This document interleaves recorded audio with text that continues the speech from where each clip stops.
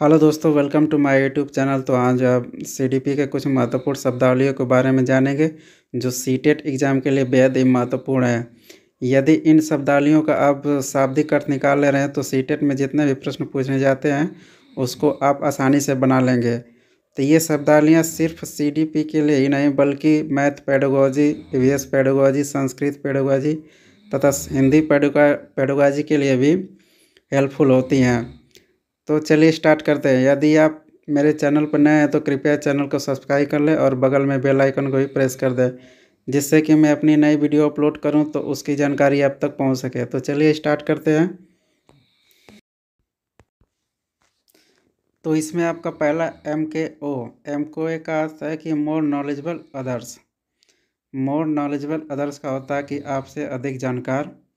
जैसे कि बच्चा जब शुरू में होता है तो अपने समाज में अपने बड़ों से सीखता है और ये इसकी गतिविधियाँ आगे तक चलती रहती हैं। तो एमकोए का अर्थ होता है कि जब बालक मान लीजिए कि आपका विद्यालय में है तो वो अपने बड़ों से सीखेगा तो उसमें उसकी शिक्षिका क्या हो गई, एमके हो गई। अगर वही बात घर की जाए तो घर में उसके मम्मी पापा भाई बहन सभी उसके क्या होते हैं, एमके होते हैं। ये जो एमके होते हैं ये बालक के विकास के लिए बहुत महत्वपूर्ण होते हैं। साइड में पाढ़ जो इसका फोल्डिंग होता है, इसके फोल्डिंग में जब बालक अपनी गतिविधियों से जब वो शुरू से सीखता है तो उसको सिखाने के लिए कोई एमके होता है। तो एमके का होता है कि उसको टम्परेरी एक हेल्प देता है, जिससे कि क्या होता है बालक आगे चल के सीखता है। जैसे कि आप इस फिगर में देख रहे हैं कि ये जो बालक है उसका पिताजी हैं, जो अब ये साइकिल स्टार्ट कर रहा है चलाने के लिए। तो उसको ये है कि भाई पापा पीछे से पकड़े हैं चलो। तो कुछ समय बाद क्या होता है कि पापा छोड़ देते हैं और उसके बाद ये मस्ती से चलाने लगता है। तो इसके फोल्डिंग का शाब्दिक अर्थ ये होता है कि मचान, या इसे कहते हैं टेम्पररी हेल्प। तो जो टेम्पररी हेल्प प्रदान करता है तो उसी को हम लोग क्या कहते हैं, इसके फोल्डिंग।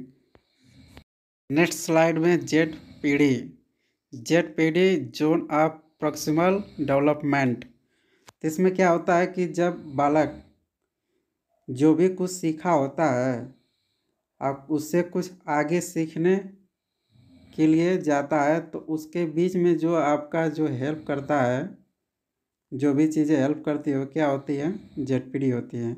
जैसे मान लीजिए आप ही को आप सीटेट एग्ज़ाम पास करना है, सीटेट जो 150 का नंबर का होता है, आप 90 नंबर ला दे रहे हैं तो आप समझ लीजिए कि आप पास हो गए। ठीक है। तो इसमें क्या होता है कि जो आपका लर्नर होता है, जब आप अपने मेहनत से आप मान लीजिए कि 80 नंबर ला रहे हैं, आपको पास होना है 90 नंबर। तो आप पास होने के 90 नंबर, तो जो आप 90 नंबर लाएंगे वह किसी के हेल्प से लाएंगे, जैसे आप किताब से या किसी टीचर से या किसी अन्य संसाधन से।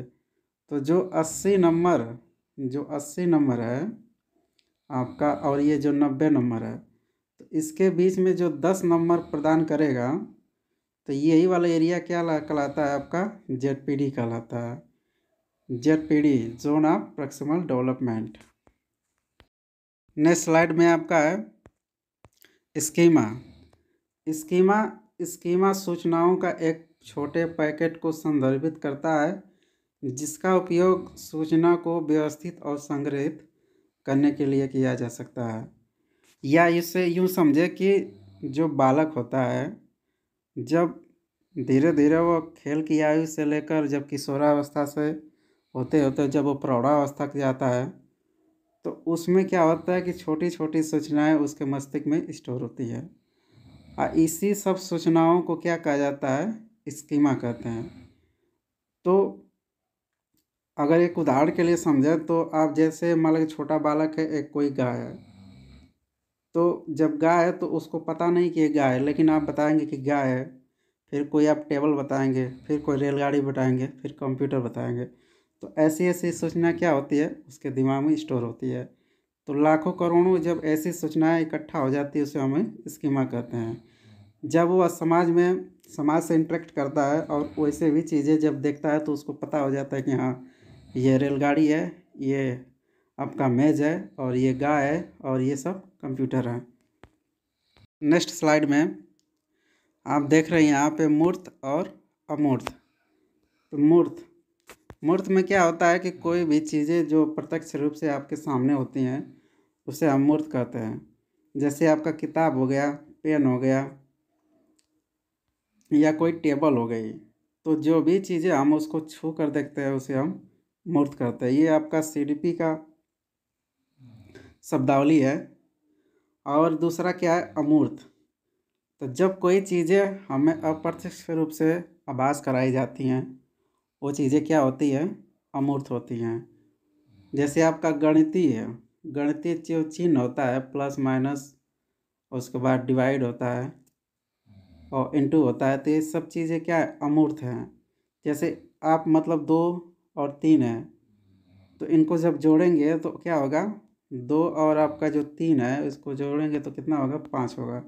ये तो 5 तो आ गया, लेकिन हमको वो जो प्रक्रिया हुई ना वो किस तरह से आई, वो चीज़ें अमूर्त हैं।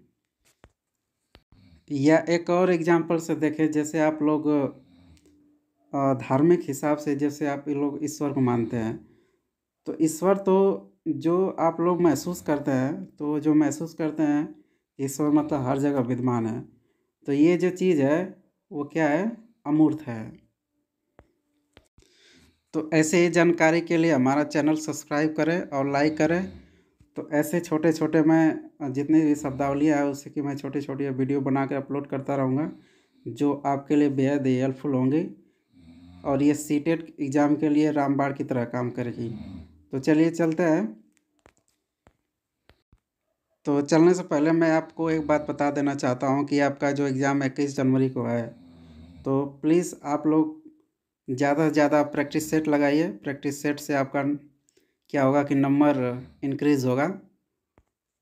आप पर डे सिर्फ एक सेट लगाइए, पर डे आप एक सेट लगाइए और इसमें कम से कम आप 120-25 आप क्वेश्चन ला रहे हैं तो बेहद ही सही है। तो अगली वीडियो में मिलते हैं, तब तक जय हिंद जय भारत।